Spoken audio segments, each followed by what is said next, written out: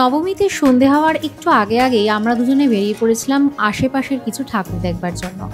যখন আমরা যাচ্ছিলাম তখন দেখছি পরপর সাবেকি রূপেই মা ধরা দিয়েছেন বিভিন্ন প্যান্ডেলে। খুব ছিমছাম একটা সুন্দর পরিবেশের মধ্যে মা দুর্গা সেখানে সেজে উঠেছেন মণ্ডপগুলিতে, এবং যখন আমরা গেছি তখন সন্ধ্যা আরতি চলছিল, তাই আমরাও সেই ঝলকগুলো দেখতে পেলাম। এই যে মণ্ডপটায় ঢুকছি, এই মণ্ডপটা এই বছর আমরা প্রথম দেখি। এইখানে একবারে জীবন্ত দুর্গা এই মণ্ডপটাতে ছিল, আর কিছু প্রোগ্রাম এখানে হচ্ছিল আর কি, সে সবটা তুলে ধরতে পারলাম না। তারপরেও আরও বেশ কয়েকটা মণ্ডপ আশেপাশে ঘুরে দেখি, সেখানেও এই কচিকাচাদের ভিড়, তারা বেশ আনন্দ হুল্লোড়ে মেতে উঠেছিল। সন্ধ্যা আরতি চলছিল বলছিলামই, সেই রকমই প্রত্যেকটা মণ্ডপেই তখন আরতি চলার কারণে আমরা সেই আরতিটা বেশ খানিকক্ষণ এনজয়ও করতে পারি।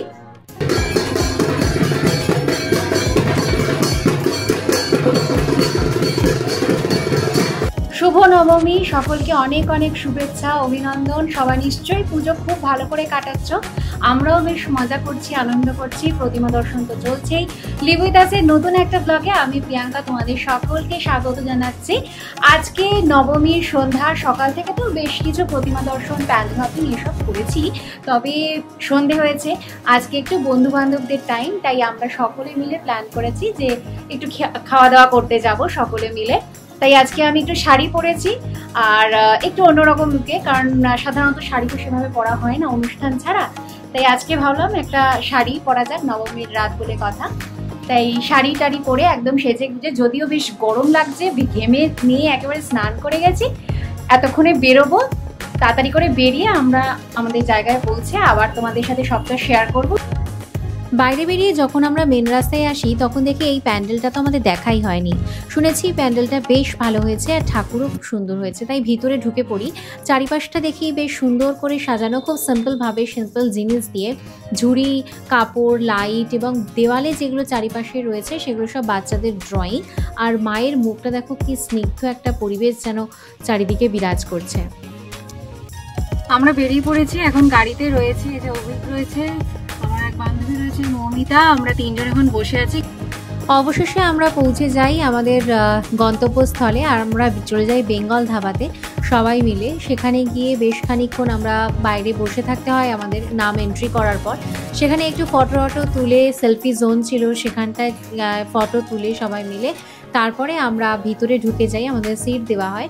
আর ভিতরটাও বেশ দেখলাম, আমরা যেহেতু প্রথমবার গেছি তো দেখলাম বেশ সুন্দর করে সাজানো। গিয়ে সবাই বসেছি এবং অভিজ্ঞ দেখছিল যে কি অর্ডার করবে সেটাই ভেবে পাচ্ছিল না। যাই হোক, এখানে গল্পও চলছে, আড্ডাও চলছে, আর তার সাথে চলছে সিলেকশন যে কি খাওয়া হবে আর কি।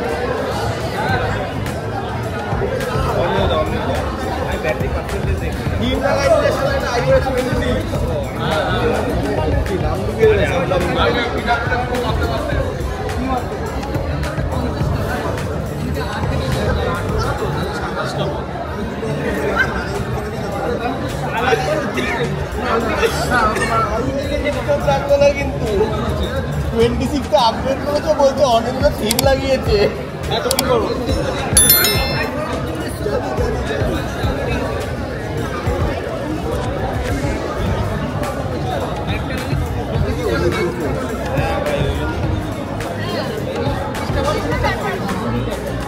না না, কমে দিচ্ছে, কমা।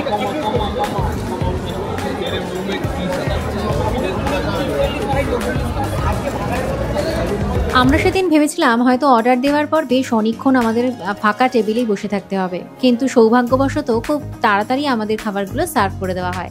তারপরে আমরা সবার মধ্যে সব কিছু খাবার ভাগ করে নিই। অনেক রকমের ডিশ সেদিনকে অর্ডার করা হয়েছিল। আর এই যে টাইম, এটাই তো একটা বেস্ট টাইম, কারণ সারা বছর সবাই খুব ব্যস্ত থাকে, আর এই ব্যস্ততার মাঝখানে একটুখানি এই পুজোর সময়, ছুটির সময় আনন্দ করে বন্ধুবান্ধবদের সাথে মজা, খাওয়া, আড্ডা, এই যে সময়টা, এটা একটা খুব বড় একটা পাওনা বলতে পারো। তো আমরা সেই সময়টাকে ভীষণভাবে এনজয় করছিলাম সবাই একসাথে। আর তারপরেও ছিল আমাদের বেশ অনেক কিছু প্ল্যানিং, আর এত কিছুর মাঝখানে বিরিয়ানি থাকবে না সেটা তো হতে পারে না, তাই অভিকের জন্য স্পেশালি ছিল বিরিয়ানি, যদিও আমরা সবাই সেটা ভাগ করে খাই। এখন বাজে হলো প্রায় রাত 12টা, আর আমরা 12টাই বাজে মোটামুটি। আর আমাদের এখন ডিনার কমপ্লিট হয়ে গেছে। আমরা এসেছিলাম দ্য বেঙ্গল ধাবাতে, তো মারাত্মক ভিড়। এখানকার মানে এনভায়রনমেন্ট যা সে দেখে কেউ বুঝবে না যে এখন 12টা বাজে। আফটার অল এটা পুজোর লাস্ট দিন, তো আমাদের এক্সপিরিয়েন্সটা বেশ ভালোই ছিল।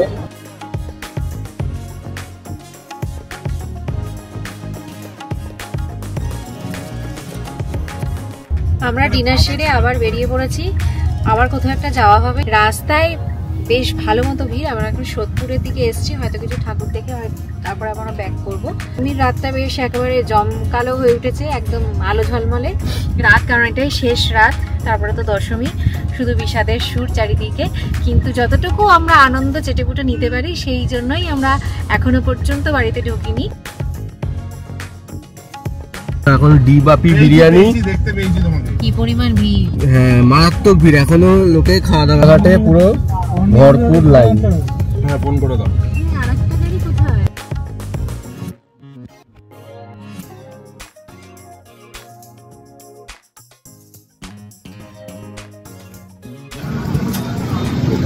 রাত 1:30টার সময় বাস্কিন রবিন্সে ঢুকছি আমরা। আইসক্রিমটা সত্যি খেতে ভালো। আইসক্রিম খাওয়ার পর সেদিনকের মতো আমরা বাড়ি চলে আসি। নবমীর দিনটা আমাদের ভীষণই ভালো কাটে। তারপরের দিনই ছিল দশমী, আর দশমী মানেই তো ভীষণভাবেই মনটা ভারাক্রান্ত হয়ে থাকে, কারণ মা দুর্গার চলে যাওয়ার দিন।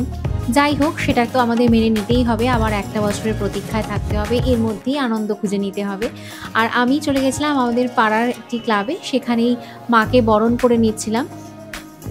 আমাদের এই পুজোর মুহূর্তগুলো তোমাদের কেমন লেগেছে? যদি ভালো লেগে থাকে তাহলে আমাদের এই ভিডিওটিতে লাইক করে দিও, আমাদের চ্যানেলটি সাবস্ক্রাইব করে রেখো এবং পাশে থাকা বেল আইকনটি প্রেস করে রেখো, যাতে নতুন ভিডিও আসলেই সেই নোটিফিকেশান চটজলদি তোমাদের কাছে পৌঁছে যায়। আজকের মতো টাটা, আবার দেখা হবে নতুন ভিডিওতে।